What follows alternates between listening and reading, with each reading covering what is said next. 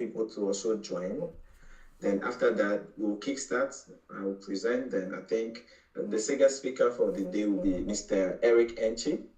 Then my good friend Ahmed Sali will follow up, and Tesco will finish us up. So we'll try to also stay within the time frame that we give ourselves, so that I know definitely Saturday people have other things to do. So we'll also try to be in the time frame that we actually promised that we'll.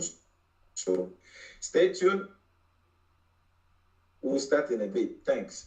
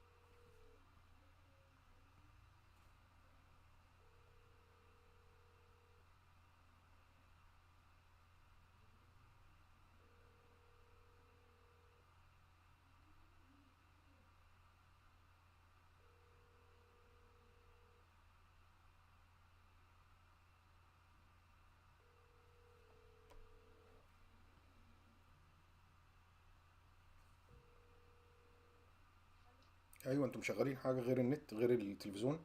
محدش يشتغل في التليفونات خالص.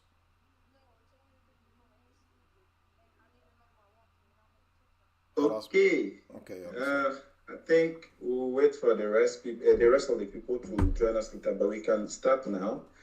Good evening. Thank you so much for joining this evening session.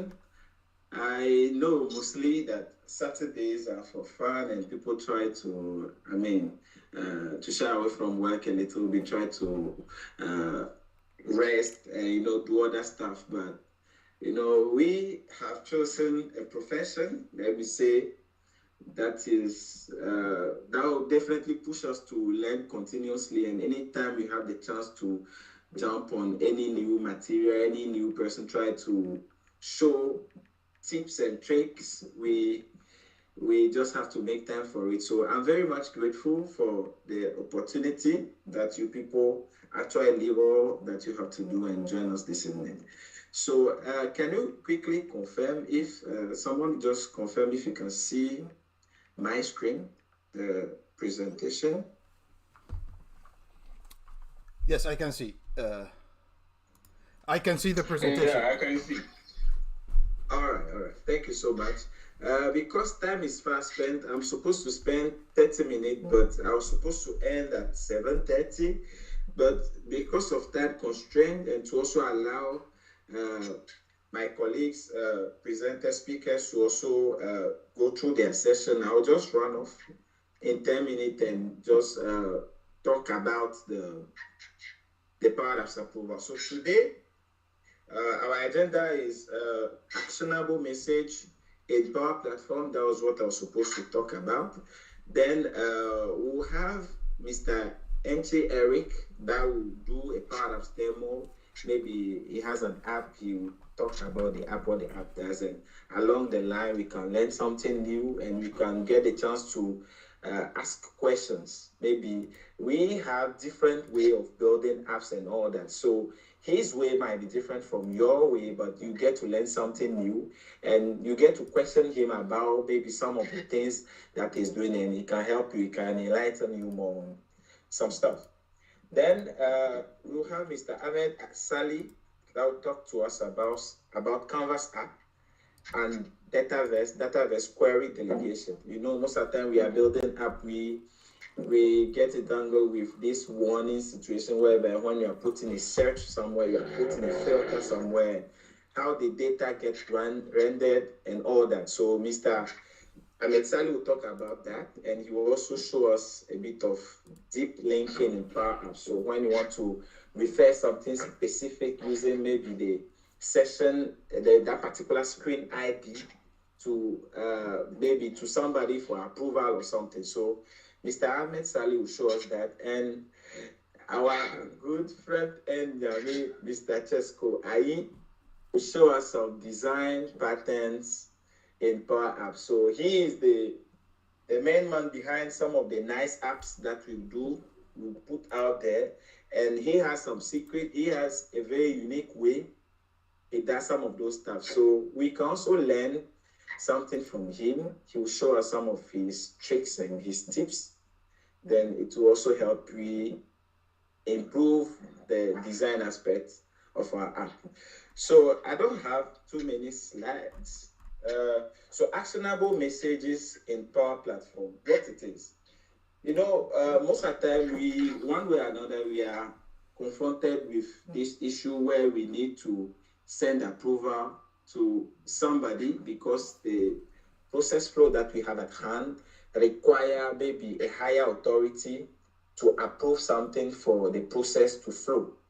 So be it a one-level process in the sense that when you create an item or maybe when you add an item to a repository, a database or something, there's a higher authority, there's a supervisor, there's a manager somewhere that is supposed to approve the item before the item gets stored, or the authority is supposed to approve the item before it moves through the business process flow. So depending on whatever business process flow you have that require a third party or another entity to make his approval. We have several ways that we go about that in Power Platform. So today I will just talk to you about three.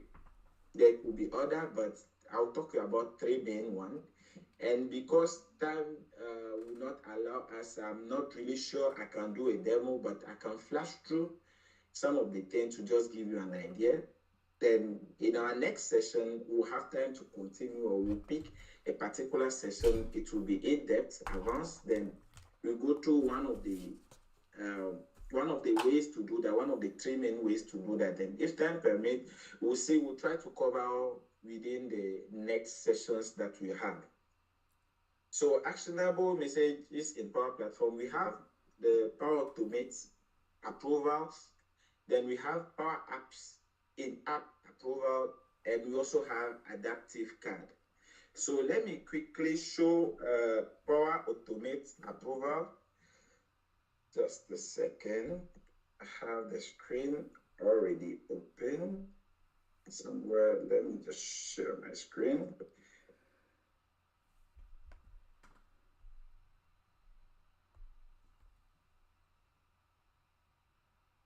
In the meantime, if somebody has a question, kindly just raise your hand. Then I think one of my co-organizer might see you, then they can stop me. We want the session to be interactive. So depending on the flow, just raise your hand. Somebody will prompt me. Or maybe if I finish my presentation, I will just alert the speaker that is speaking to attend, or maybe we'll listen to your question, then we move on. So feel free to ask question anytime. So I'm quickly sharing my screen. Just a second.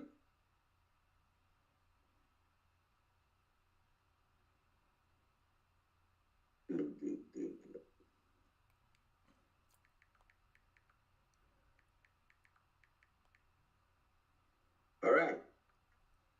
So good. I have my screen here. So here, if I quickly start a new flow, I won't just spend much time. I'll just show you what I'm talking about. Let me just take an instant cloud flow. Let me call it test 3. Manually triggered flow, create.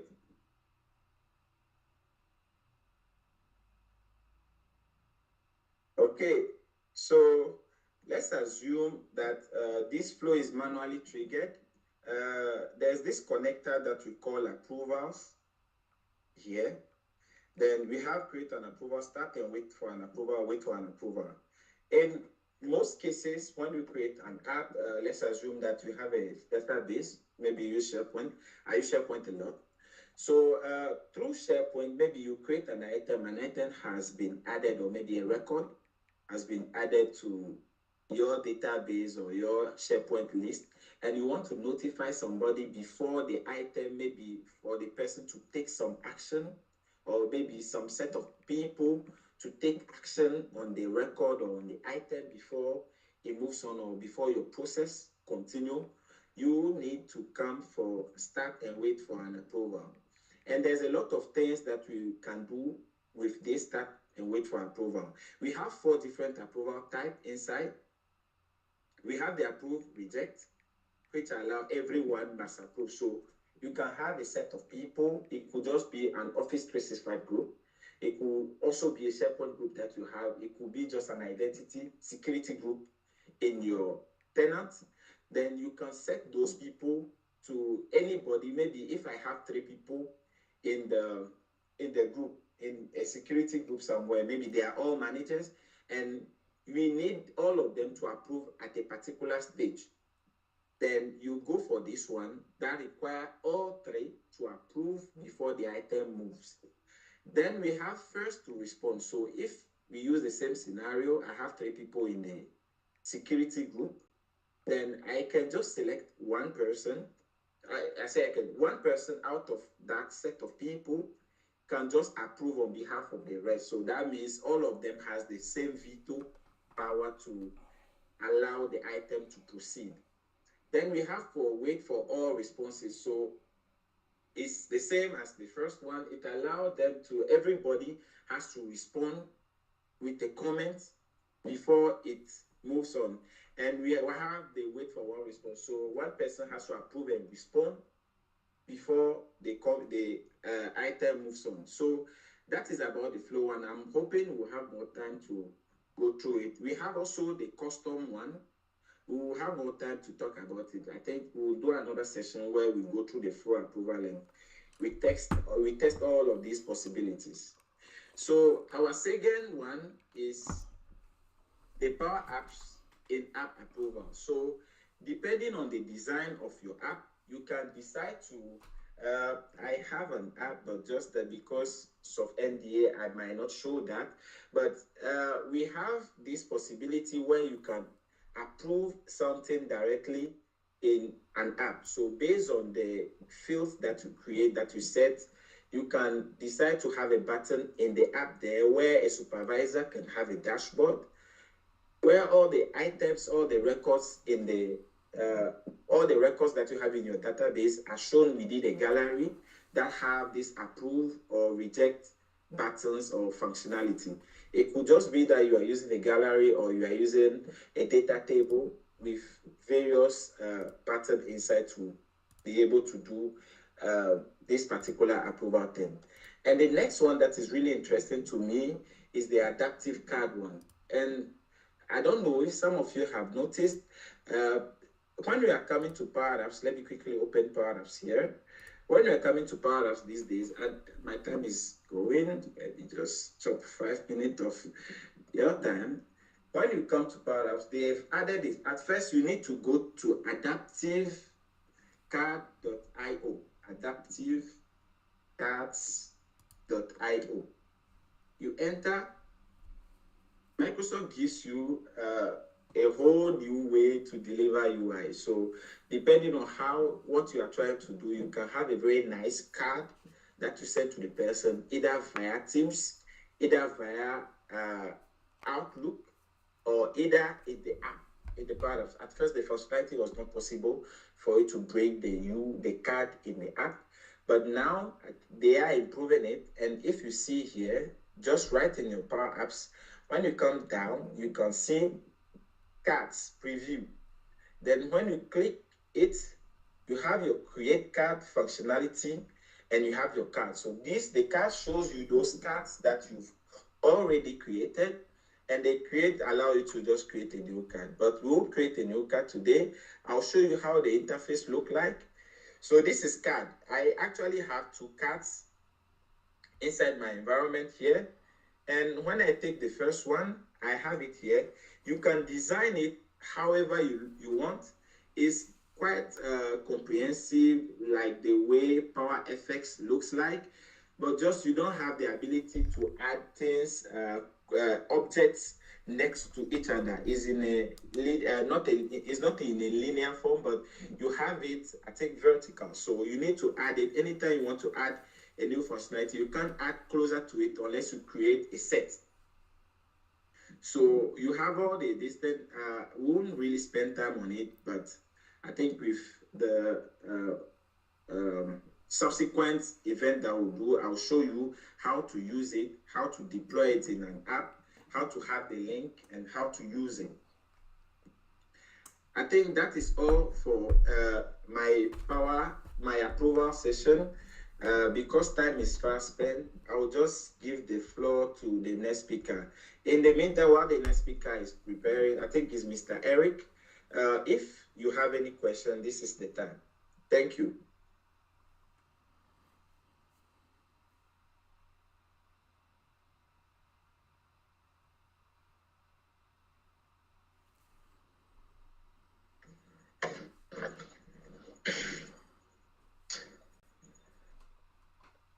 Okay. Thank you. Mr. You have the floor. Yeah, so should we wait for the questions before? I don't know why you are preparing. We can wait for an extra 30 seconds if somebody has a question. Okay.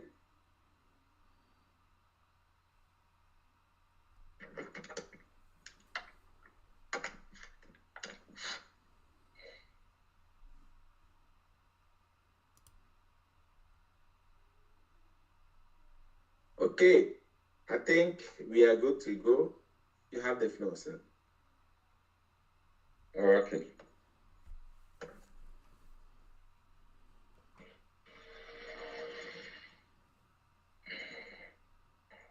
Okay, thank you. So I'll go ahead and share my screen. Now the app that I'm going to show is just it's a game. It's a game that I developed for and I'm a Sunday school teacher, so I developed for it to be used by children. Please, can you hear me? Hello. Yeah, I can hear you. I think your voice is going a bit, but I can still hear you. I can see your screen also. Okay, but you can see the screen, okay. Yeah, so the case is about how to arrange numbers. So, for instance, you have 1, 2, you have 1, 2, 3. I mean, someone is learning how to arrange 1, 2, 3, or how to count 1, 2, 3. So, or maybe A, B, C, the alphabet. Now, the case is that you have mixed up the numbers and you want someone to rearrange the numbers in an orderly form or a required form. So that is the case for this. So quickly, I will go through how the app works or how the game works. Then we will go through how I came about it. Okay, so I will play the app. So, as I said earlier, this can be for alphabets, maybe A, B, C, D. You have mixed them up and you want them to be rearranged. So, for instance, if I choose New Testament, then you write your name here, then you click on Start. Okay, so that gives you all the books within the New Testament. So you are supposed to arrange them in an orderly form. So that is how it is. So assuming this were just alphabet A, B, C, D up to Z, it has been mixed up. Or if it is 1, 2, 3, they have been mixed up, not in orderly form. Maybe 1 is here, 3 is here, 5 is here.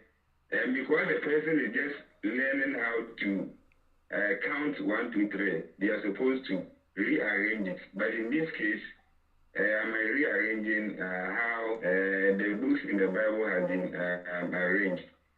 So, for instance, you start with the number 1. When you sorry, Mr. Eric. A quick one. I think my screen is a bit behind. Can somebody also confirm that we are on the same page with Mr. Eric now? Now I can see the books in the Bible. I've seen the elements. Can somebody also confirm if you're on the same page? Yes, I can see the same thing. I see the books now. All right, perfect. Okay, please, we can proceed. Oh, okay. So as I said, the idea behind is to just have some. It can be anything. It can be 1, 2, 3, and you have to rearrange them. So let me go back. I have some time on it. So you start with, say, if you know how it's arranged, Matthew, Mark, Luke, and when you click and it's wrong, you get it this way. So you go through until finally everything is correct. Then the game over will appear.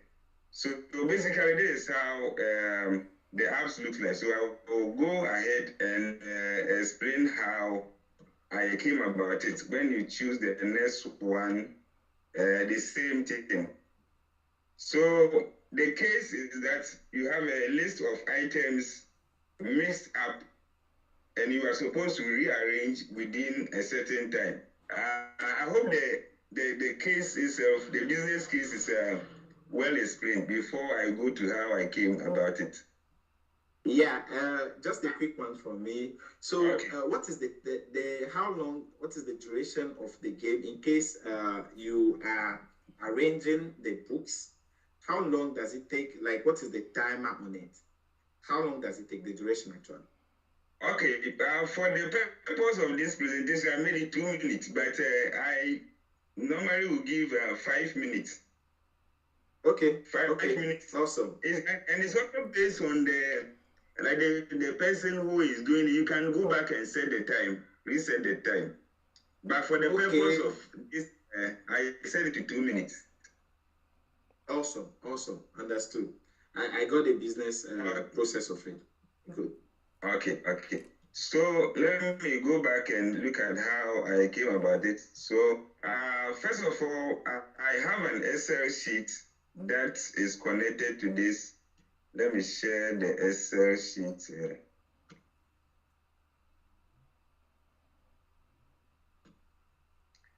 Yeah. So can you see the Excel sheet? Yes, I can see it. Can somebody else confirm too, please? I can see it too.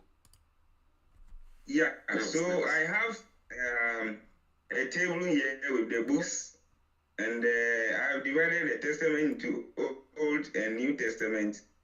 Then I have arranged the serial number 1 up to 66 because there are 66 books. And as I explained earlier, it can be alphabetical order, ABC. You can put ABC here just to help the person as a game, just to rearrange the items in orderly manner. So this is a table that is connected to the app. Let me go back to the app itself.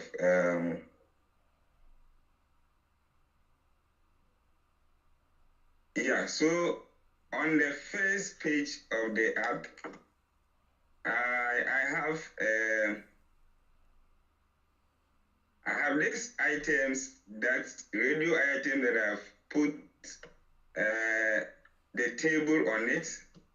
On the invisible, I have a table that has the Testament type, the Old Testament, the New Testament, and I've set it onto this table called Testament. Then I put the table on a radio button where you'll be able to choose. So either you are arranging the new or the old. Then on start of this button, this is the button that will lead you to the main page for the game. On start of it, I have set some collection and variables here. On the first line, I am reshuffling the books. So the table that I showed on the Excel sheet is being put into a collection. But instead of you seeing number 1 being Genesis, number 2 being and so on up to the last book, I am reshuffling it or shuffling it into this collection. Then on the second line, I'm creating a collection called Choosing Answers. I'm using the structure of the table. Then in the next line, I am clearing what the structure that have been put into the choosing table. Then I also have the same structure for wrong answers. So the first collection is for correct answers, and the second one is for wrong answers. Then I have this condition here that if the person selects the old, that is, if the person selects the Old Testament, then I put in 0 inside the collection called the chosen answers. But if the person selects the New Testament, I am putting in a number called 39. Now, as I showed in the Excel sheet, the beginning of the arrangement is on the Old Testament. So it starts from 0. and then it ends with the 37. 39, sorry. Then after 39, we have the new books continue, which is the New Testament. Then I also have a variable that sets the name of the person who is playing the game. Then I navigate to the next session. Okay, so I will go to the next page. Okay. Or the next session. Sorry, a quick one. Okay, I've seen the shuffle function. It's not a function that I use very often.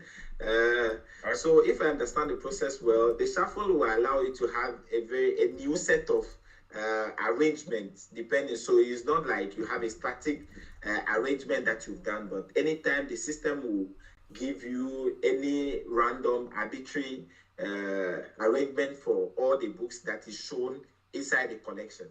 Am I right? Yes, you are right. So it means that if it is 1, 2, 3, 4, 5 up to 10, anytime you click on the stats, it can begin with 10, 9, 8, 6, 1, 2, 3. As you said, it's So anytime you click on the start button, the books are mixed up for you to go and rearrange them. So that is the shuffle. Okay. Awesome. I need to note it somewhere. Yeah. So that is it. So for instance, when I click on stats, I've chosen the Old Testament. You see that the beginning is Chronicles. Then it follows Psalms. When I go back and choose the same Old Testament again and come back, I see that I start from Daniel and then go to Psalms. So anytime you click on it, it changes. Okay, I think I understand the concept. That game. Yeah, your video is a little bit back. Okay, it's fine. I can see it now. Is it okay? Yeah, it's okay. Okay. I understand the concept now. Awesome. Thanks. Okay. Yeah. So in the main page, I have put there a collection. A gallery. So I've inserted a gallery.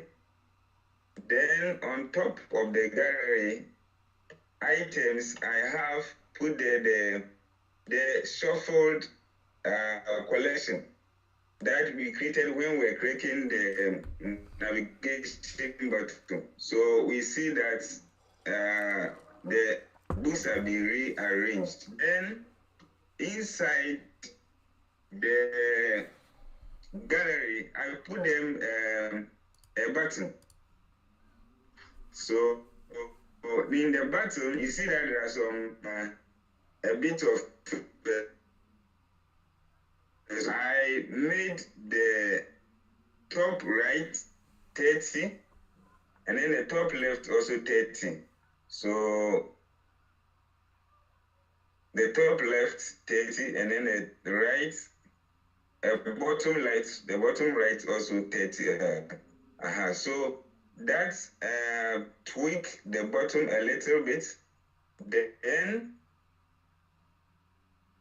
in the template size of the gallery. So let me check the template size. In the template size of the gallery, because we are using 2 books, and then each of them, one of them is a little bit longer than the other. One is 27, the other one is 39. I have used a condition here that if the selection is Old Testament, then the template height should be 78, because I think it's maybe it's more than the New Testament. Then if it is New Testament, it gives 111. So the template height will be a little bit bigger. And the template height is the height of what I've just selected. That is the template height. Okay, so, and then on select of this button, on select,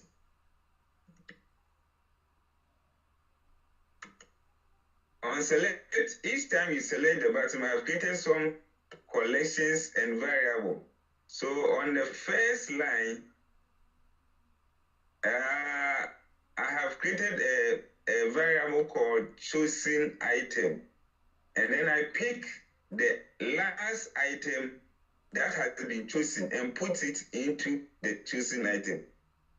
The next thing I do is to compare the chosen item with the serial number of the item that has been selected minus 1.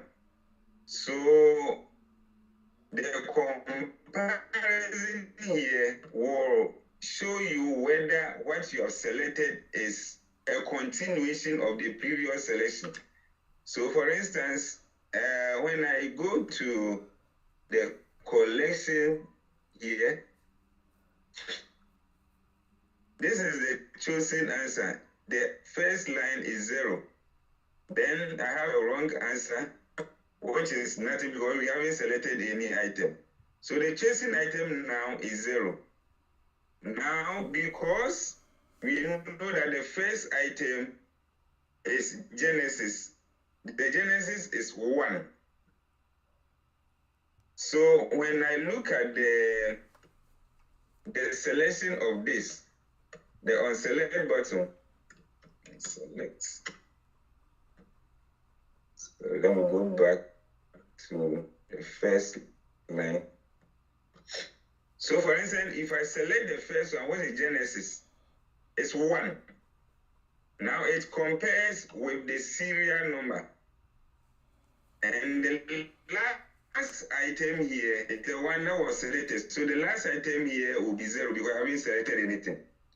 So then the next is it's when it sees that the comparison is okay, then it means that the answer chosen is correct. Then it puts it into the chosen answer collection. Now, the answer, when the serial number minus 1 is not comparable to the chosen answer, then it's wrong. So put it under the chosen wrong answer collection. Then going forward, when you go back or go down to the next line of code, we see that if chosen answer, the serial number in the chosen is in the right answer, then it should be removed. So what we are saying is that, for instance, let me go back and click on any of them. Now this is wrong, so it's marked it wrongly.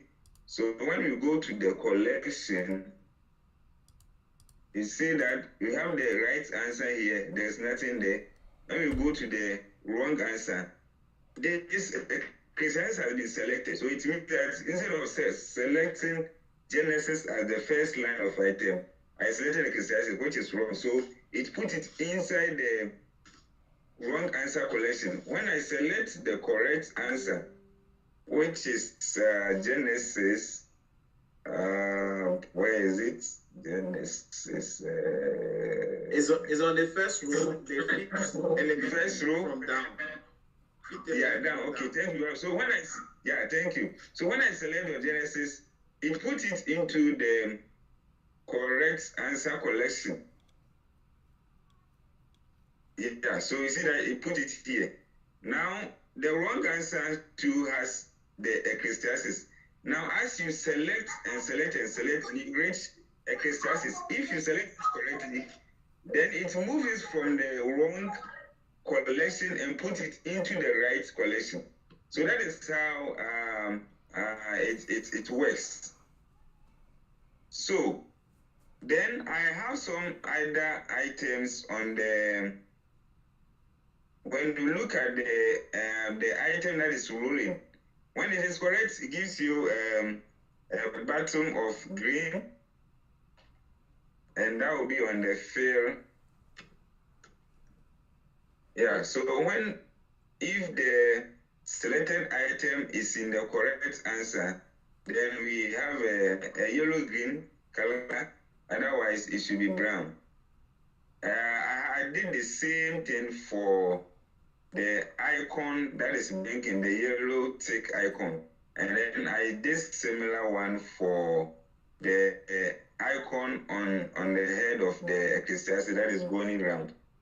So basically, this is how I went about it. I think my time is almost up for the 30 minutes.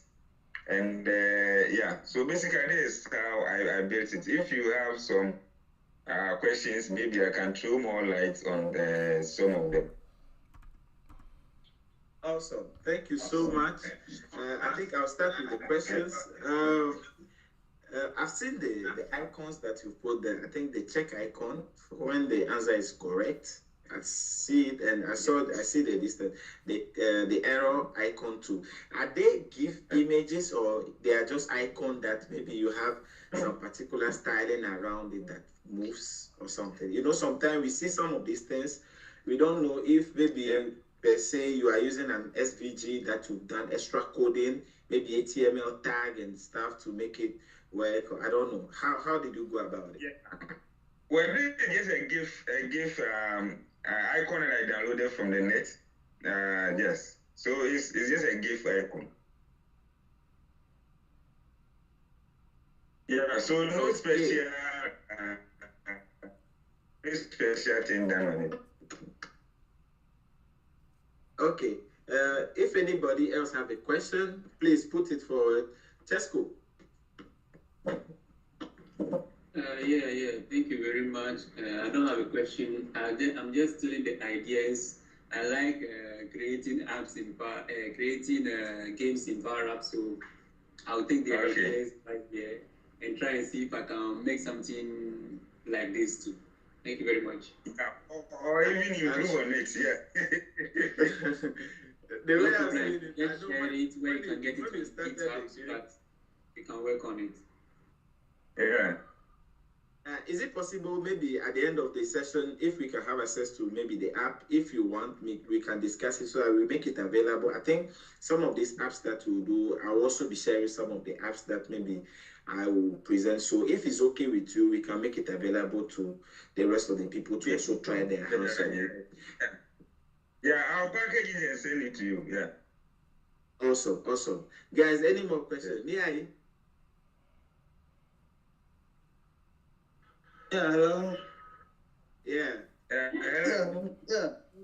I've seen the logic is very simple and deep. Great work that you have done. I think your church members, I believe you have good such a now. It's a good work. Okay, thank you. Awesome. Any more questions, guys?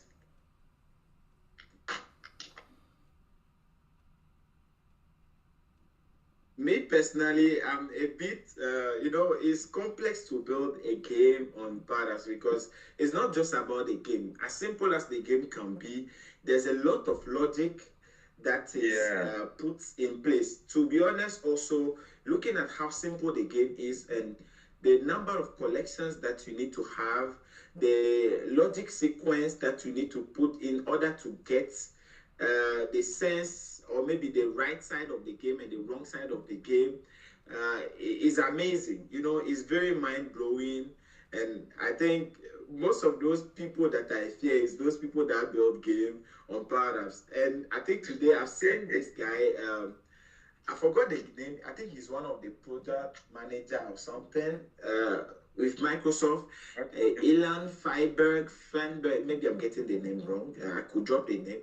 He has also built, he loves to do this kind of thing. He has also built a game named Doom on Power Apps where, you can, is live, you can move through compartments, shooting enemies and all that. I'm like, wow, how can you do this?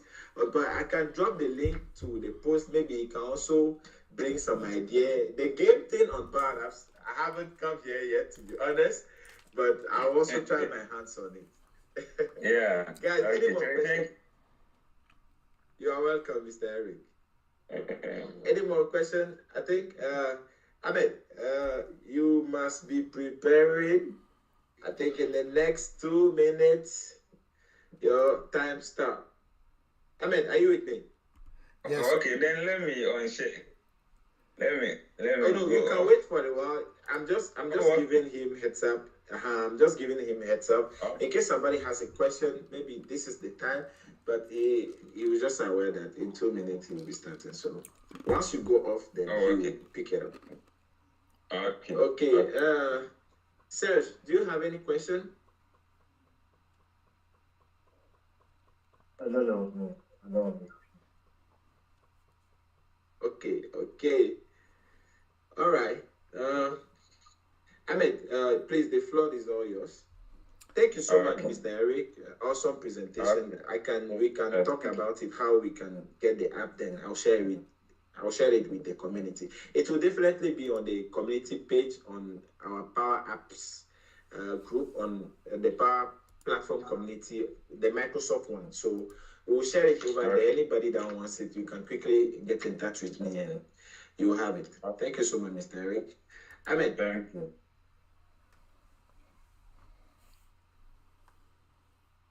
Perfect. I'm sharing my screen now, and let's see if you will be able to see my screen.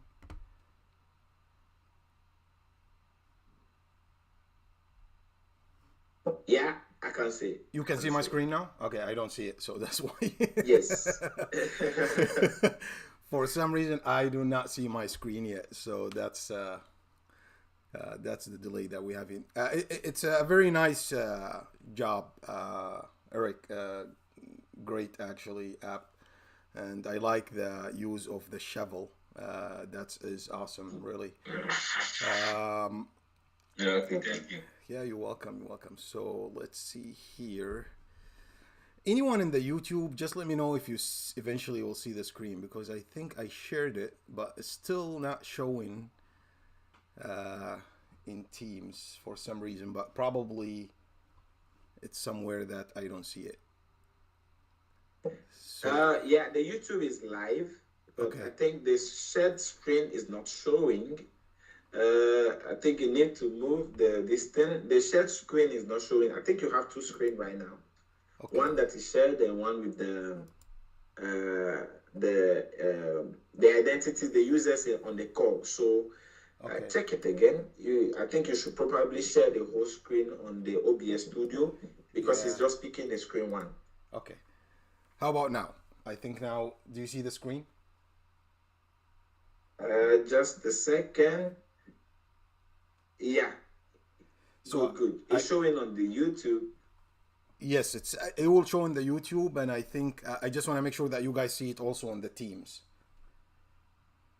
On the Teams, I have a blank screen here with some PDF documents showing. Oh, okay. So that's not it. Yeah. The team is blank. Yeah, it's back on Teams now. It's here.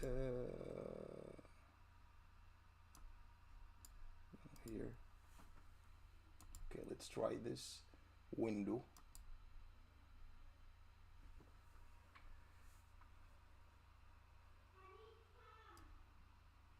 Yeah, I can see it on Teams. Okay, perfect. However, the YouTube. Yeah, you will see it in the YouTube now. We have it now on YouTube too. It will be there in a second. Nice, yes. Okay, perfect, awesome. So thank you so much, Eric Sylvester. That's a great presentations. Because of the time and all this technical difficulties, we're trying to figure out. Look like the kids downstairs are watching Argentina and Switzerland after the U.S. just lost their game in front of Netherlands in a very really sorry for you guys in the United States. embarrassing loss. So we have a defense that I don't know what they're thinking, but yeah, 3 goals that definitely a defense mistake. So anyway, let's go back to the Power Apps. So I was actually going to start by the delegation, but I want to start with the deep linking, because the delegation is something that already has a lot of documentation online, and a lot of people cover the delegation, but specifically to the Dataverse, it's maybe that we don't have that much documents or documentation about it. But the reason I wanted to really talk about the delegation in Dataverse, because obviously we know that Dataverse as a data source is actually the best data source when it comes to the Power Apps, Canvas apps delegations. And I will start though with the deep linking, and then I will hop up into the delegation if I still have time.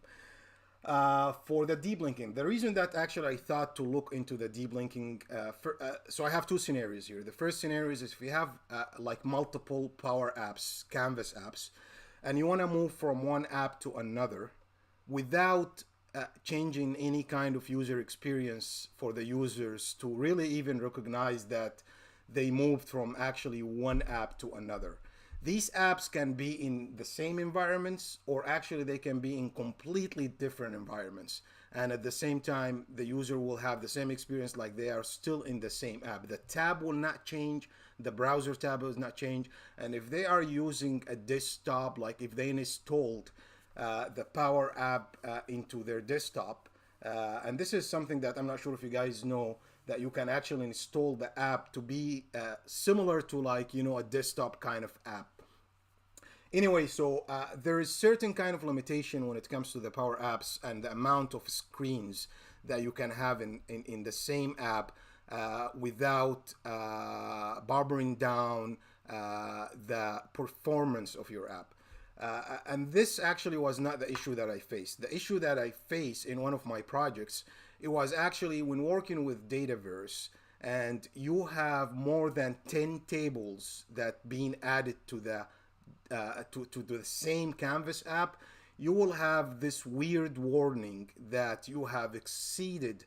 Everything works, but you have this warning that said you exceeded the link limitation. And it's basically what is happening is that you cannot have more than 10 related tables in the same app.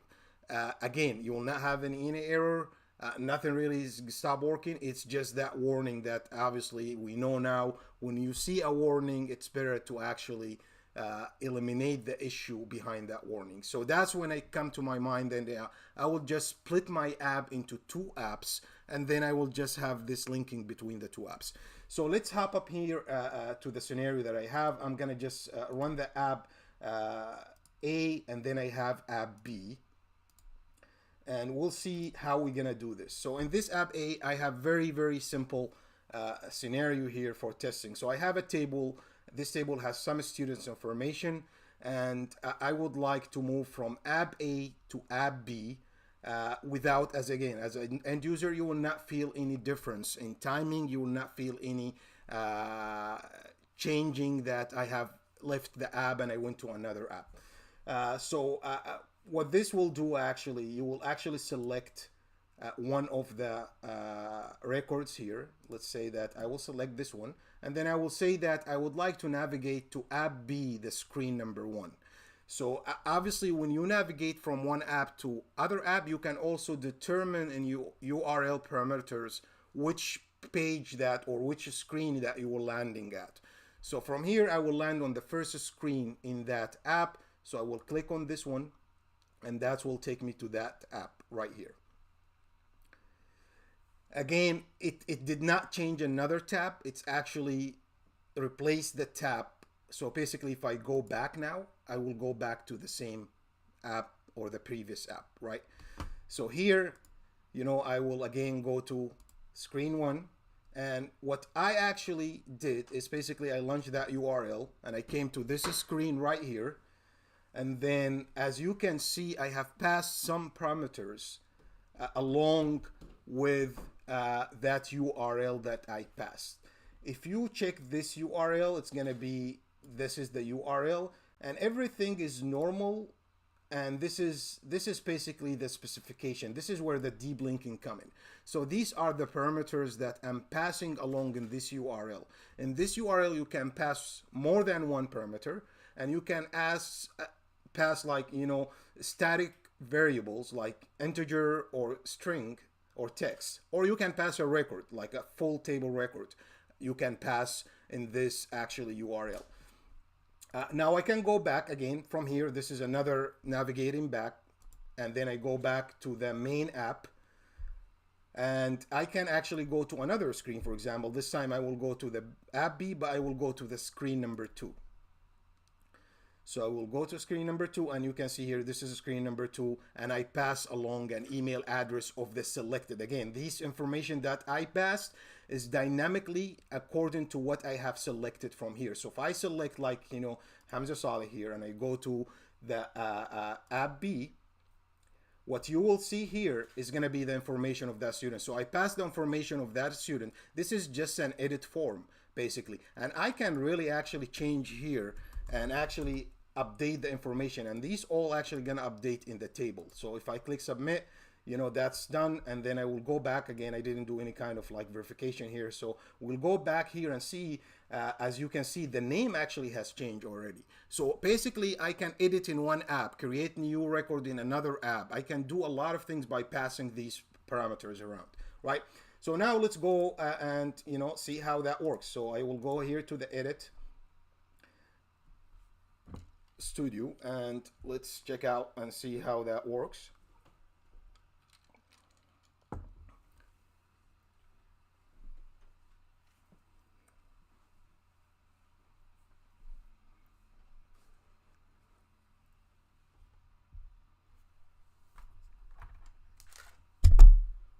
Perfect. So as I said, you know, this is just I have a very simple table here. Right here, it's a student dataverse table. So I have this table right here. These are the gallery. This is a gallery. I'm actually showing the students. I added a checkbox to this, and then from here I have the navigate code right here. So as you can see, this is the code that I have. So basically what I have here is the URL of the app. As we all know, if I actually go back to this app, like app B, and you go to the details page, you have this URL, which is actually the URL for the app, right? So that's the URL I got. And then the other step after that, after you put this URL, you need just the and sign. And then basically I'm defining the first parameter. The first parameter called landing, and the value is gonna be screen 1. That's the first parameter. And this is just a parameter in the link itself, right? Then after that, if you are using the launch function, right? So after you have the URL, you can actually add parameters, right? These parameters, I'm adding them here, right? So I use that curly brackets that you have to use it, whether or not you're gonna pass one parameter or multiple of them. You have to use the curly brackets for the second parameter that you have in the launch function. And I'm basically what I'm passing is, you know, the variable number, or the parameter number, if you want to call it, student name, and then the gallery.selected.name, basically. And this is, I think it's very similar, you know, to a lot of things that we do. And then the same thing for the email, the same thing for the ID. Now, after that, the third parameter in the launch function is the target. And to use that, to do the replace thing, so basically what is happening, when you click on the button, it will open the next app on the same tab. This is by using the launch target.replace function. So you'll have to use this function to do that, right? So here I'm passing down three items or 3 field values from the selected record in the gallery. And when I'm going to screen 2, here the landing is gonna be screen number 2, and I'm only passing the email, right? So now let's go back to app B. So I will go to the app B and see what happens. So when you land on app B after you click that button, exactly, how do we retrieve this information? How we parse the URL parameters that were actually sent along with the URL, how we do that. Am I still in good timing here? Yeah. Okay, perfect. So this is, I think you are on course. Okay, perfect, awesome. So in the app, if you select the app here, you have the property called start screen. So in the start screen, what I'm doing here is basically I'm using the switch function. I'm using the parm function here, or the baram function, sorry. And I'm telling them like what is the parameter that is coming. And this is the one that I added after the and sign in my other app. Remember this one here. Oh, okay. I think it's this one here. So this is basically the parameter name right here after the and sign. This is the app URL. And then you have the parameter name.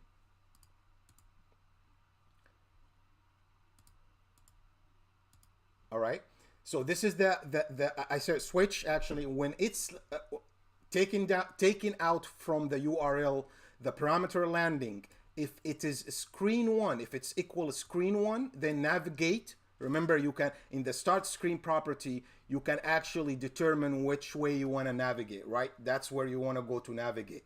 That's what you use this property for. So in this property start screen, I will navigate to screen 1, and this is the name of the screen, in case of the parameter landing equals screen 1. In case if it's equal screen 2, I'm actually navigating to screen 2 app screen, right? That's the other screen. Okay, now if I come to screen 1, remember I have other parameters that part of the launch function. So on the onVisible property of this screen, I would like to get the variables or the parameters or whatever you want to call them that came along in that URL as well. So I will set a variable, set student name, param student name. That's it. And then set student email, param student email, and then set student ID, param student ID. And then I have just initialize here the edit form, which is my edit form 1, right? So what I did here in the edit form, you have obviously the data source of students. It's the same table that I'm using in the other app. The item property, I did a lookup column, a lookup function to basically retrieve the record where the student ID equal that student ID that came in the URL link, that the variable, the global variable I just set in the onVisible right here. This global variable is going to be having the value that came in the URL. And then after that, in the form, you need the item property of the form to be a record because you are going to utilize an edit mode of the form. So I need this record, and that's exactly what show here, right? That's it. In the other screen, as you can see, I'm only showing the email right here. And what is the email is equal is student email. Where did I get this global variable? It's, remember, we have the global variable already set on the other screen if it loaded, but my app will load this screen if the landing parameter value was screen 2. So I had to come here on the onVisible of screen number 2 and also set that variable, create another variable, global variable, and it will take the parameter student email. I could have actually just sent the whole record as a record and use it in our form right here as a record without having to do the lookup. You can also, as I said, pass a whole record. One thing you cannot do is you cannot pass a table, you know, as a schema, full table in a URL. You cannot do that, and I think it does make sense because of the bandwidth, and obviously that's going to be you know, problematic if you pass a whole table with a full record.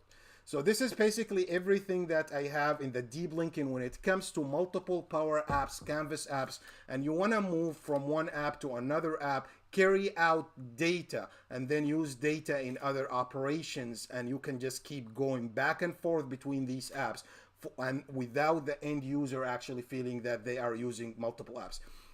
Sharing and security, obviously the apps that you made and you are navigating between them, they all or they both or they all of them have to be shared with the users, the end users, for them, you know, to really be able to access these apps, right? And the same thing when it comes to the data source. So that's number one. If you have any questions now, you want to, I can answer this before we hop into the deep linking in the model-driven apps and Power Automate. Okay, I'm excited to be able. Can you hear me? Yes, I can hear you. Awesome. Okay, so I think my way to go about it is mostly to use the same database and call some of the function here over there. But this way of doing it is quite new to me.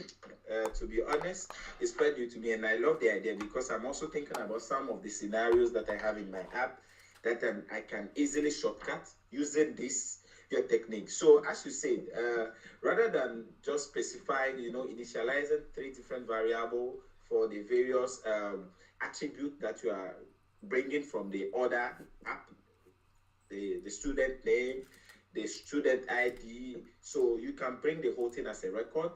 And on the edit form, rather than using a lookup to go and search the student ID, you can just have maybe your vi item, that is the whole object that you are bringing back. I mean, the whole item that you are bringing from the app. Is that right? That's correct. That's exactly correct. And if you can see my screen now, that's exactly what I'm trying to do now here. So record equal containing full text value. Okay, here. Let's see.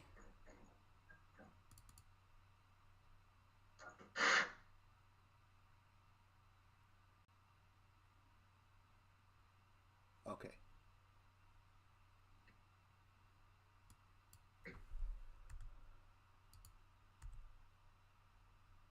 Yes.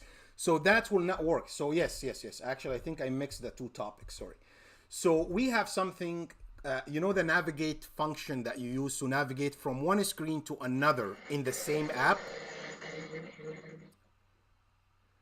If you use the navigate function to navigate from one screen to another in the same app, that's where you can add a record and a table actually in that navigating function to pass it as a context variable, right?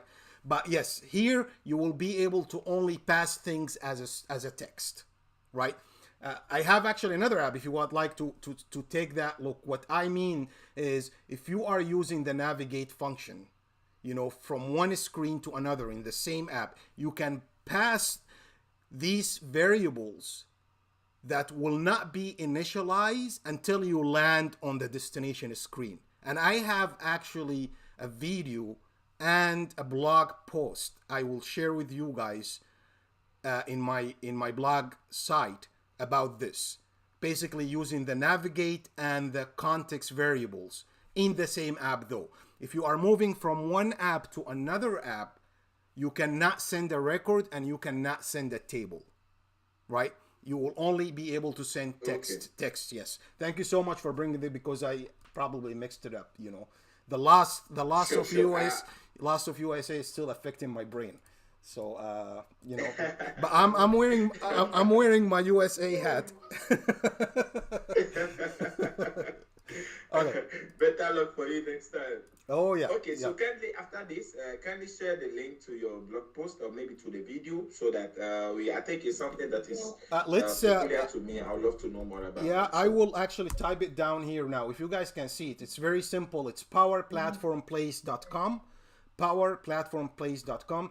And if you go, actually, it's one of these new ones, I believe, and I will show you which one was that. It's, yes, here. So the one that says pass local variable between screens using navigate function, right? And again, the way that we can do it now is you will use navigate function to navigate to another screen. On the invisible property of the destination screen, you will basically initialize these variables. But what if I would like to carry out variables and values from one screen to another without using global variables and affecting my performance?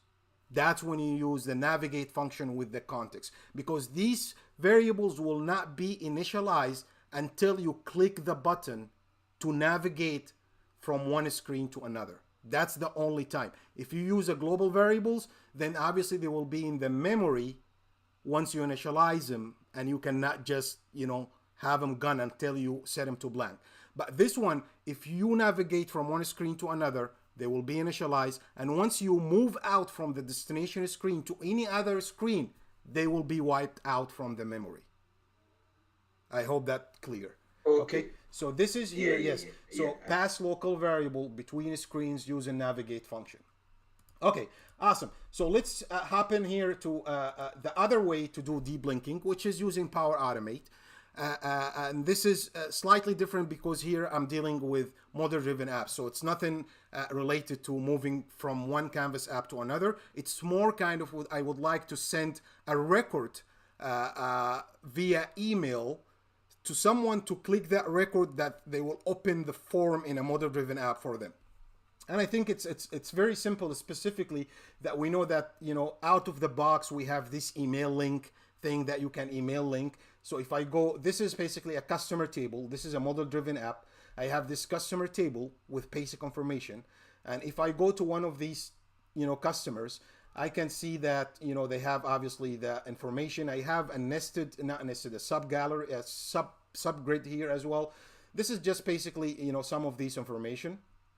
And what you can do here is basically, if you said like email link, if you go run report here, I think it's under the share, and then you can email the link. And this is, if you click this, it will actually open an email link, and then you can just send the link to someone and it will get to them. But if you want to add some more customization using Power Automate, how you'll do that? Or if you want to actually have a Power Automate that get triggered in certain incident, let's say price changes, delivered item, promotion that is happening, and I would like to trigger that, Power Automate in certain times, and then send this information to a user, so when they click the link in their email, or even maybe you can send it to their team chats in adaptive card, using these adaptive cards through Power Automate. When they click the link from their Microsoft Teams, it will open that form information for that customer right there. So what I did here, so basically I have those customers, and I will go to the Power Automate. This is just, again, for testing. I don't have anything fancy here. So it's a manual trigger. I would like them to enter basically a city name, and based on the city, I will look up all those customers who are in this city. Right? So basically this is list row connector from Dataverse, from the table customers, using the logical name of the column city, and then equal the input that was entered by, by the user when I'm testing here. Next thing I will do, apply to each, obviously. Apply to each will always work with the list rows, regardless of how many records you are retrieving back from this action, list rows. You have to apply to each action. I'm taking the value from the output of list rows action, and then from there I will send email to someone here. Again, something you can think about, you can send email to the customer, because remember, this information include the customer email as well. So I can actually, depend on wherever action is happening in this flow before that, I can get this customer, have their email, send email to them. Maybe they can have access. Maybe you have like B2B kind of things, and your second business or partner business can access these model-driven app forms, right?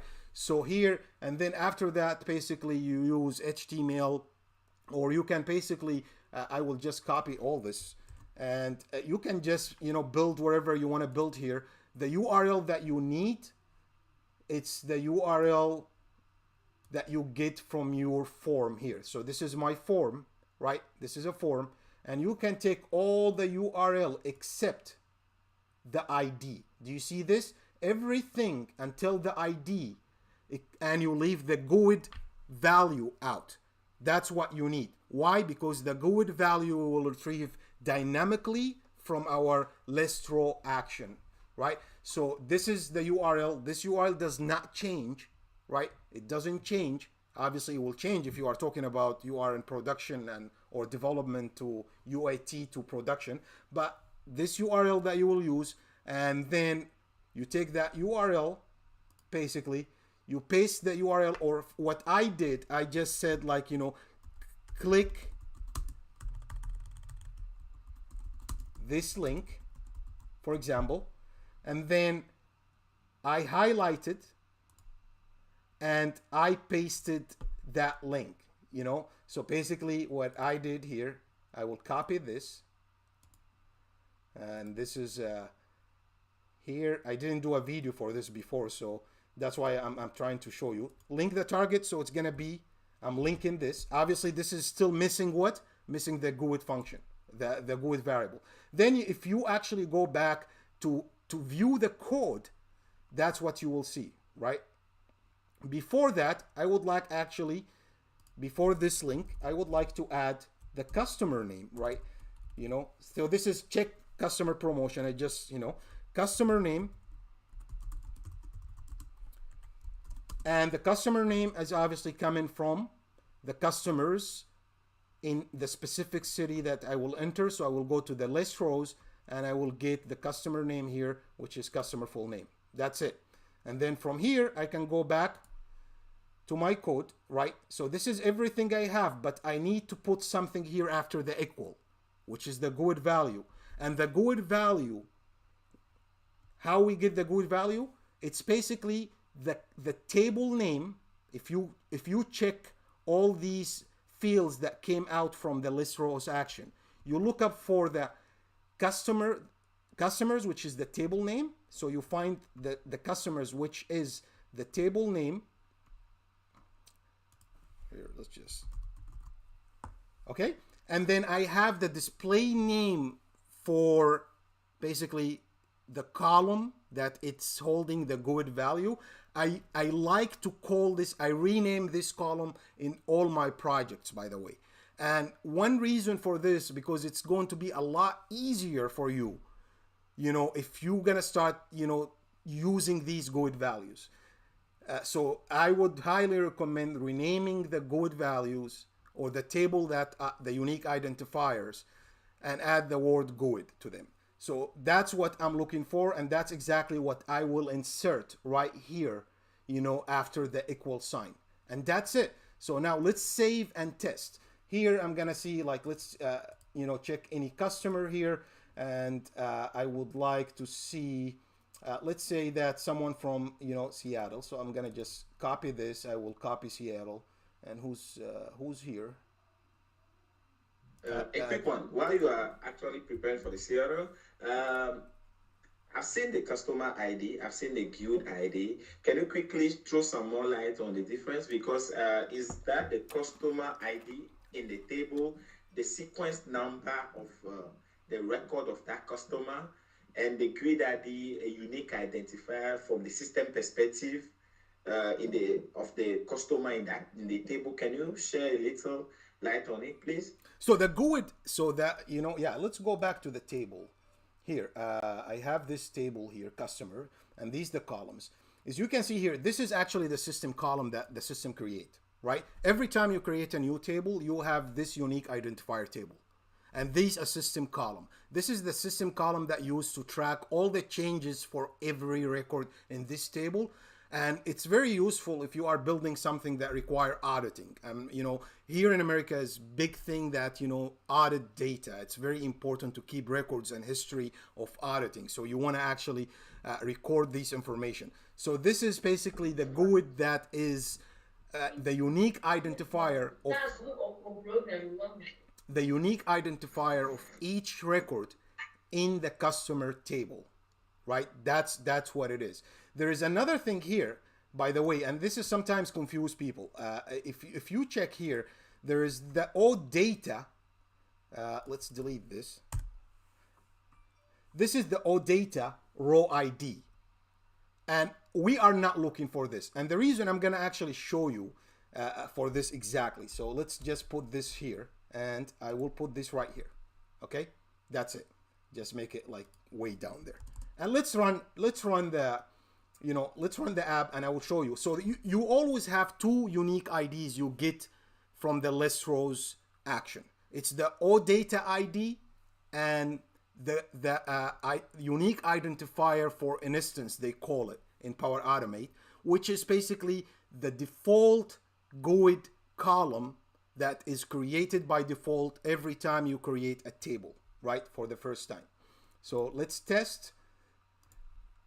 And I will show you in the email the difference between two of them here.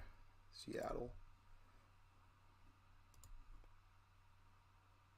Are you gonna run or are you gonna fail? Perfect. Look like it run. So right here. Yeah. So what you see here, this is what you see. So this is obviously, this is the link that we have. As you know, if I actually copy this link now, I'm gonna just copy this link and I would like to paste it just here without, navigating. You see here, that's the GUID number of that record in the table of customer, the unique identifier column. That's the one, right? The one that you see here, this is the OData ID. So what is the difference? This is basically the full link of this record pointing out the environment. You know what I mean? So this is the full link to that record in the environment. Why I cannot use this in my case here? Because I want for the link to be opened through a model-driven app form. So what I needed, and that's why I went actually here and I copied this. And here you can see there is one thing that we don't have there is, do you see this app ID and page type? This information are not there, right? You have the information, you have the environment name, but you don't have the app ID. That's why you copy this one. Now from the email, obviously the user, when the user get this email, if they click in this link and they do have access and you have shared with them the model-driven app and the data verse or the underlining data verse data, so they have the correct security role, they click on this link and it will take them directly to the app and they will actually see this right here from the email, right? So they don't have to go and look or filter or anything. So they can go here.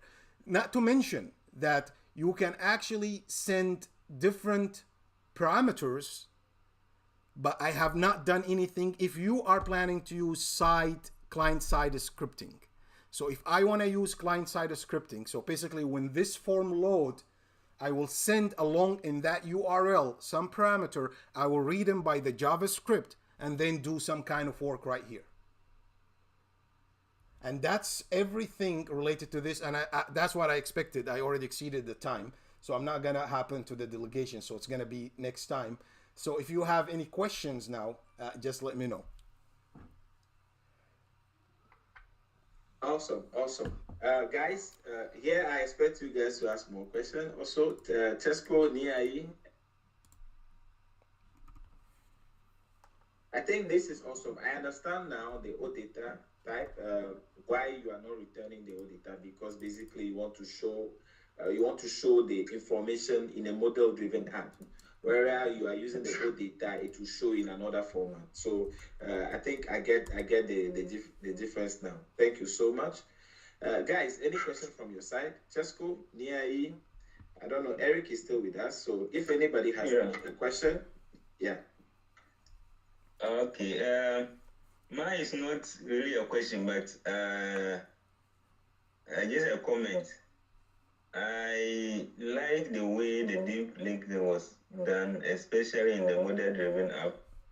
I've not really done that before, so this is quite an eye-opener to me. So thanks, Ahmed. Yeah, you are so welcome.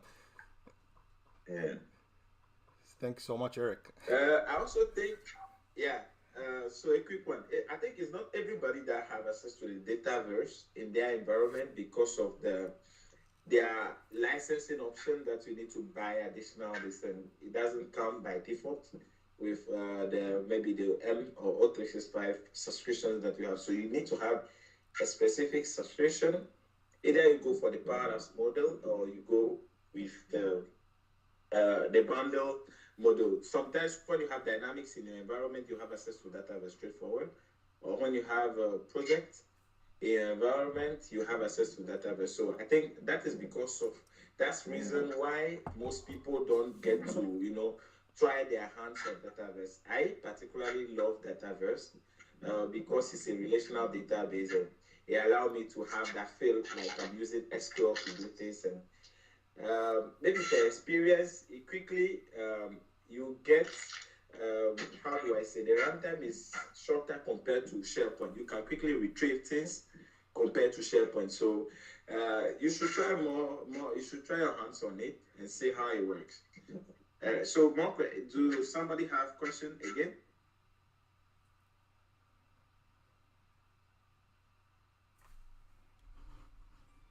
see what me, as for me, I'm learning and I've learned a new way to do the deep linking. I think this one Rene has already stolen it, so he'll be putting it in his next app. Thank you very much. You are so welcome. I would just like to say I enjoyed your session. I'll definitely visit your blog and go through some of the tutorials you have there. And I believe we always keep learning. There's no end to what we can do with our PowerPoint. So definitely, I'll visit your blog. Oh no, yeah, that's definitely, and you can find me and Eric in the Power Platform. So I don't know what's happening to Eric now. Nowadays I don't see you in the super user meetings, and you, Sylvester, too. But yeah, I mean, I think it's been a while. we all learner. See, this is the thing. Regardless of what your background, I learn from the questions I get in the Power Apps forums a lot. And most of these issues usually I face. As I said, the deep linking between multiple Canvas apps, it was a real issue for me. I mean, I cannot build an app and send it to deployment, and I have this warning, although that my app was working. I was afraid it will just break down somewhere. And I even asked Microsoft, and they have nothing. I mean, they said the recommendation is just to build multiple apps. And by the way, this is a licensing thing. So basically, multiple apps, then you have to have per user license, not per app license. So I had to go that route, and then I wanted to make sure that my UX, it's not gonna make any difference for the user to say like which app you're talking about if they have an issue, right? It's one app for them. They just move from one app to another. Okay, what I want to send some data, and I want to do some kind of work on the data, and this work, when they come back to the previous screen, they can see that. So this is just like everyday work. Every day you go to work, you find something new, you learn it. It's just like, for me, is sharing the information with the community is a passion, and it's not really because I'm doing the community favor. It's more of actually because the community did me a favor when I started the Power Platform, and I learned everything I do now from the community, basically. So I was just asking questions, and I get the answer, and I get so happy and so relieved. So I decided, okay, now, when I find the question that I know how to answer, let's just give that person that relief that I used to get. And that's why I'm doing this. Awesome. Thank you so much, Ahmed. Thank you so much. I think I'll take the cue also from you.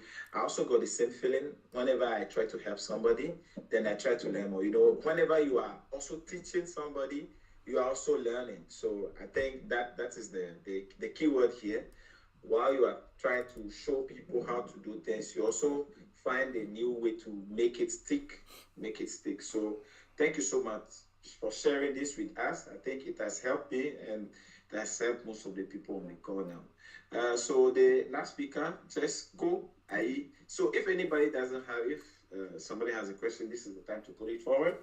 If not, our last speaker, we've even spent I think 12 minutes of his time, but he's a genius, so he can still sell through. So sorry. Thank you so much, Ahmed. Yeah, so I think before Tesco comes on, we can, because we have a lot of things that are unfinished.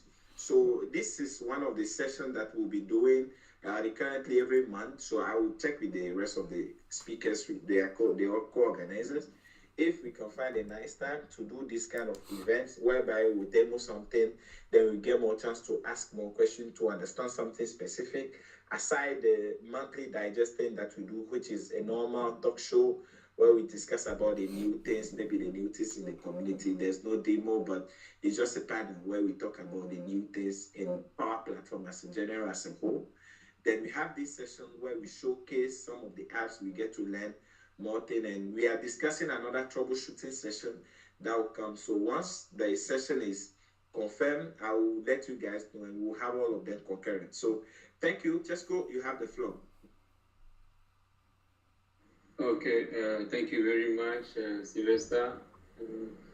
Thanks for everybody that presented. And quickly, let me start by sharing my screen. Can you see my screen now? Yes. Okay, thank you. So I will just make it quick and short. I'm taking too much time already. I don't want to get to 9 o'clock, So I'll make it quick and short. Design patterns in Power Apps. And with this, we design Power Apps, and Power Apps come with the blue standard screen that you have the control that are blue. There's some of the thing you over here is blue. Everything is just blue, and dropping those kind of blue inside an app and just putting controls and starting the developing app is cool, but it doesn't make it real. So that's the user inside. Sorry? It's boring. It's boring. It's boring. Totally boring. Yeah. So that is the user interface side, and then also how to position the icons, the buttons, which come as the user experience side too. I'll make it short here. Let's go with quickly the objective of this talk.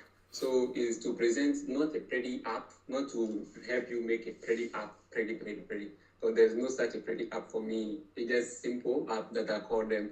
So, but it's just this talk is to provide you with approach of design framework that app makers may not be familiar with, and how to use the UI, which is the user interface, and the UX approach or the practice of those kind of science. So this is just to help you make a great looking apps, not a pretty apps. So I have 10 practice that I studied for some of my seniors. So first of all, you have the accessibility. So this one, when you design your apps, also make sure that those with vision impairment, in case people have those kind of issues in your company, and you have to design an app to make sure it suits those kind of people too. And also it benefits some of those disabilities, so that in case the person cannot see, at least he can know how to navigate through your app. So learn a lot about the accessibility to improve the apps can help a lot. And also to make, if the app is on mobile, to help those using the app on mobile to be able to read, to be able to navigate through the app. And don't make the app too much loaded. And maybe, we here in Africa, we consider bandwidth a lot. And if the app have to load a lot of control, a lot of pictures and videos or whatever it is, or data, that will be taking maybe 10 seconds or something like that to delay the user. The user may not like the app. So secondly, you have the plan for discoverability. So in this way, this is just simple, mean that the app in a context, make the app in a context of user experience design to enable the user to discover the value of the app. So example is to know the usage of icons. When you are positioning an icon, if it's a closed icon, and you go and put a hamburger icon at that position where you are putting a close button, then you are giving the wrong approach. Yes. And some of us will be like, we know the icons, but you don't know some of their usage. And they have the hamburger icon that serves as menu. Then you have something, if you open Power Apps, there is one icon somewhere that locates Office apps. When you enter Office, there is one icon at the top there. When you click on it, it locates the Office apps. And then within that, when you click another button, then it shows you different things. So you have icons that are high menu icons and icons that are low menu icons. So you need to understand those terms and then know where to place those kind of icons. So the third one is design for performance. So in this case, you just need to make your app response faster, meaning the number of screens that the user has to go through, the controls, the formulas, the components you use in your app. You must make them load faster.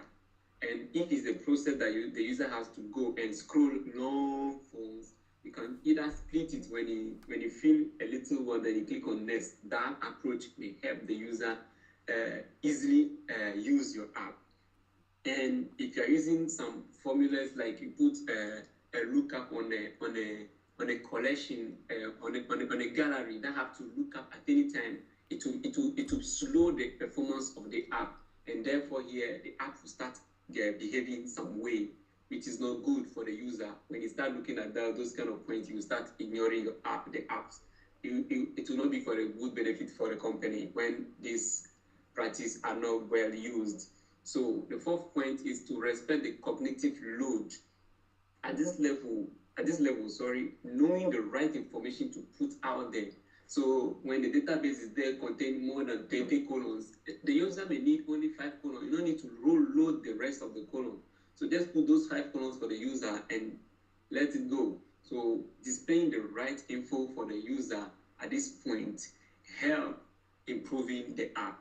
So the fifth one, leverage Power Apps tools. So we have some UI kits that are published out there. You have the Power Cards. You have a lot of tools that are outside there that we can use in our Power Apps easily to make our app beautiful.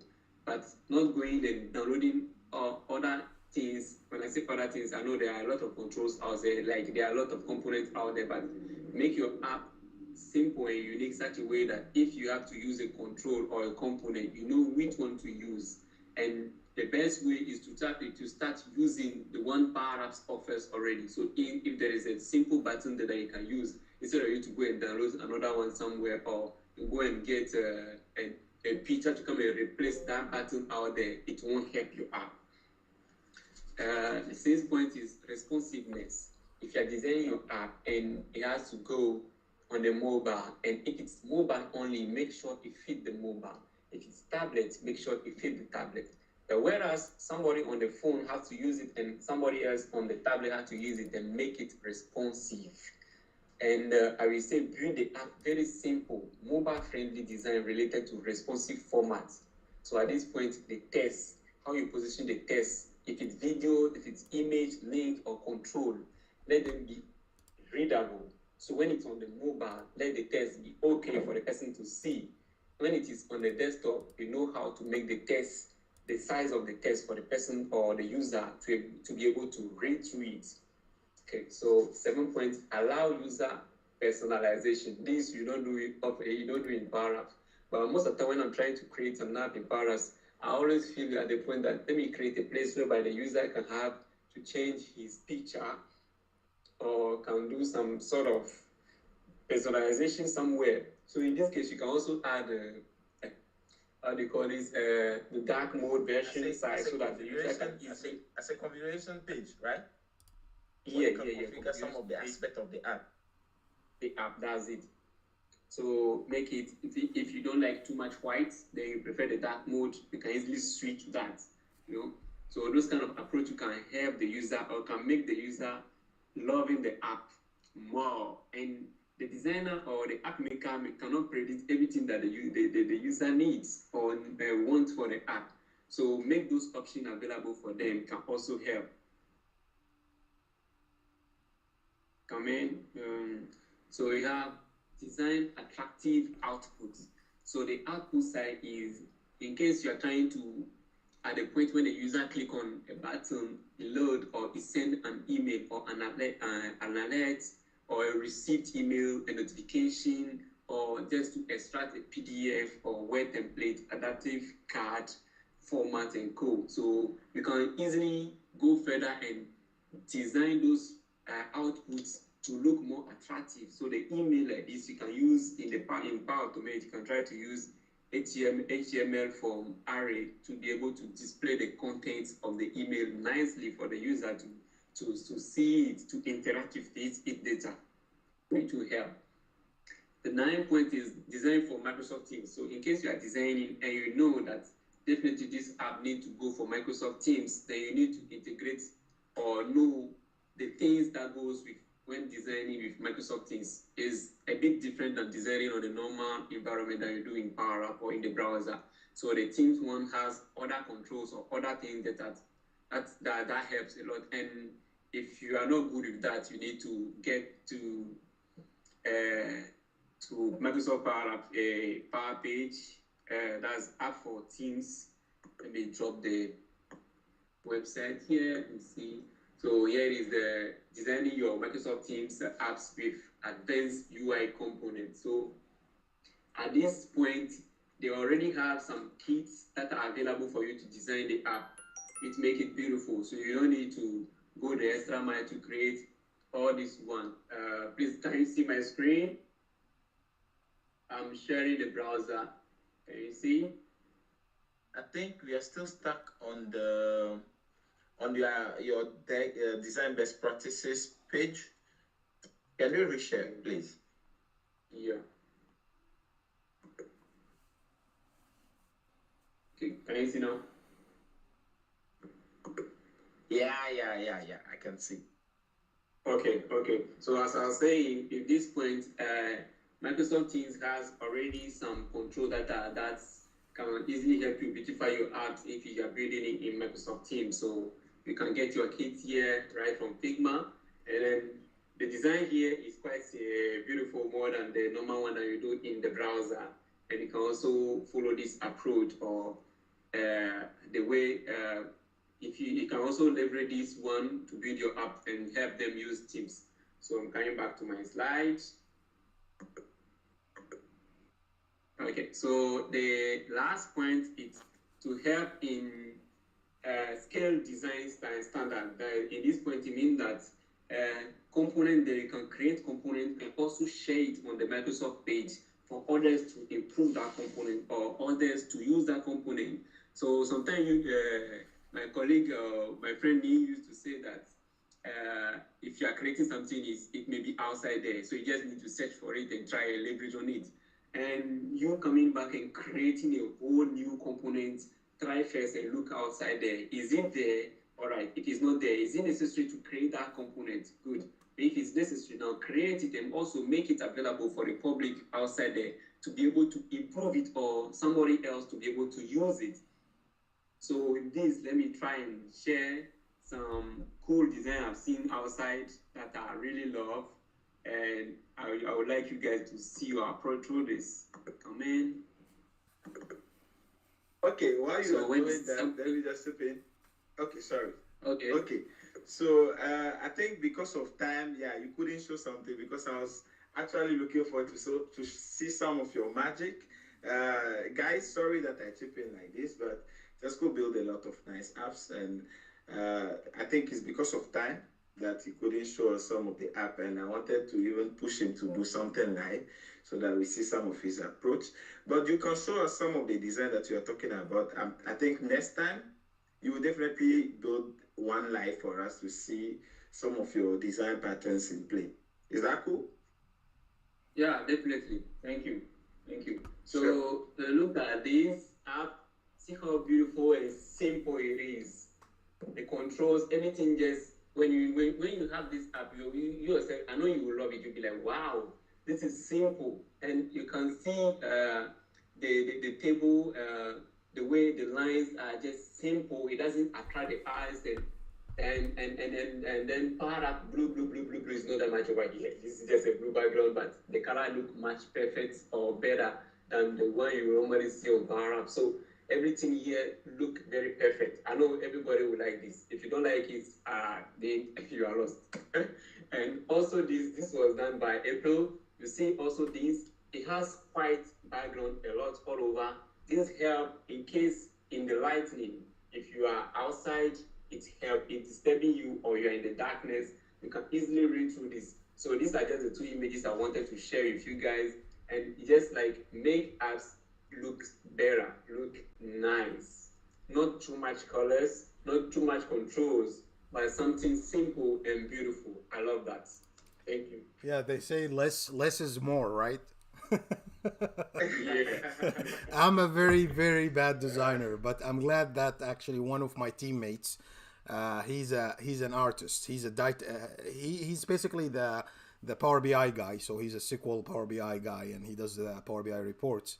And he helped me with the design concepts. I'm a typical African guy who will have like 6,000 color in one screen. That we love color, right? In Africa, we have this color thing, that yellow and green and blue and black and just like all these colors. So yeah, that's very nice design. I love this. I really love this. Yeah, thank you very much. Me too. One thing too about the colors is that even if a company has a rainbow color in their logo, you don't need all the rainbow colors. You just need a primary color and then a secondary color, and then you go with it. That's okay. So you can see in this, the one I'm still sharing, they have a yellow in their logo, but yellow is not showing where nowhere in the app. So this is some kind of concept on how to be designed to just make it look beautiful and look okay for the end user to be able to see through. You don't need all the colors that contain the logo. No, I just don't like that approach. As for me, thank you. I think it will be difficult for you to even know that this is a Power Apps app design because people are going the extra mile. I see some of, I think it's Christine Kolodzewski, sorry for the name, but she's been doing wild thing, especially with Fluent, and she makes some of those components available for people to use. I think Power Apps has evolved, has matured from the concept of just being a normal app for functionality, but you can do more. And they are introducing this thing, I think, because of the fact that Microsoft is trying to do a wrapper for some of these apps where you can deploy them as an APK for Android or for iOS version. So they need to be flexible on design to bring out that native look and feel that Power Apps used to have. They need to clear it there is very imminent. So yeah, Tesco, nice one. Just to throw this challenge back to you. I think you'll find a nice design for us. Maybe the second one, something that you design live for us in our upcoming event. So be ready for it. So thank you so much. If anybody has a question, we are trying to stay within the 9 p.m. It's 9 p.m. here, so we are trying to stay within the time range. If anybody has a question, this is the time, or forever hold your peace.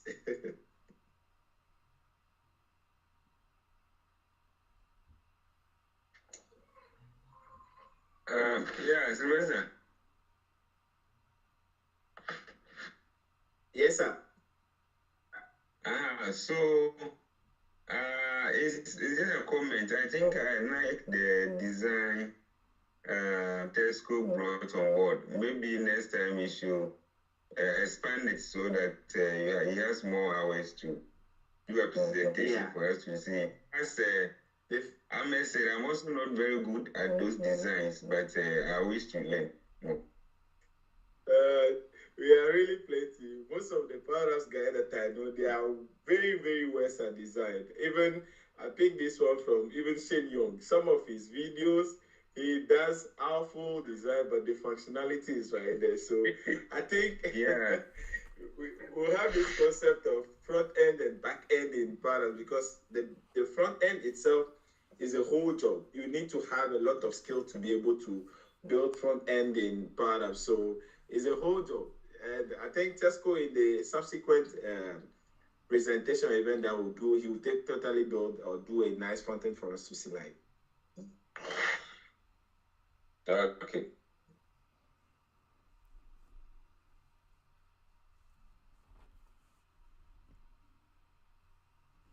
Guys, any more questions?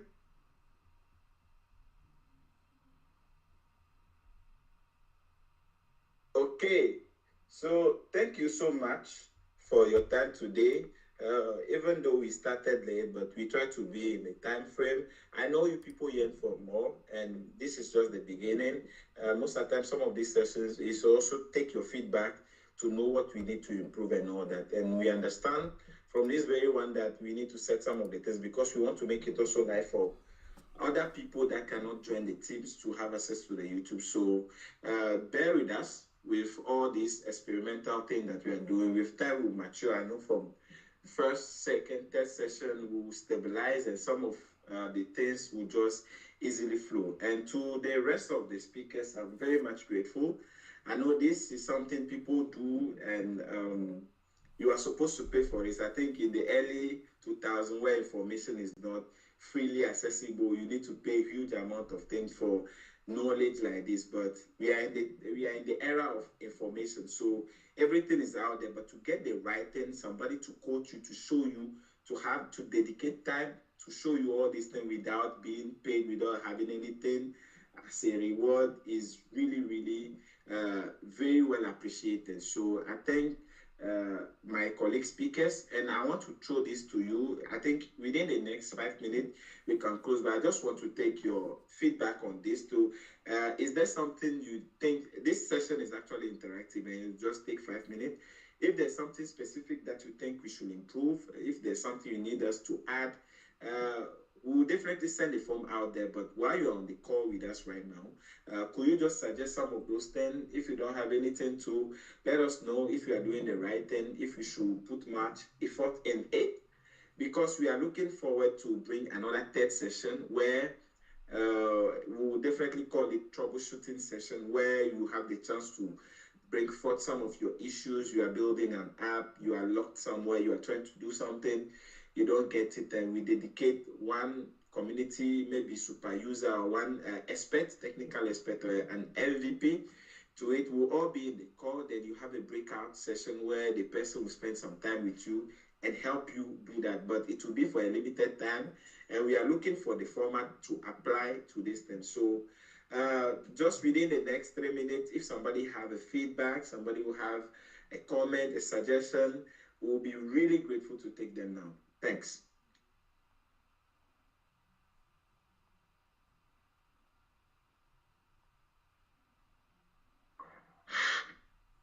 Yeah, Akabo.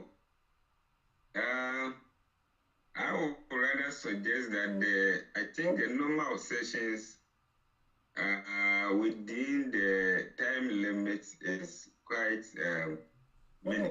So maybe going forward, if I think already discussed it with you, but since you are asking for suggestions, if you can reduce it to maybe 2 presented as at a session, 2 presented, so that they can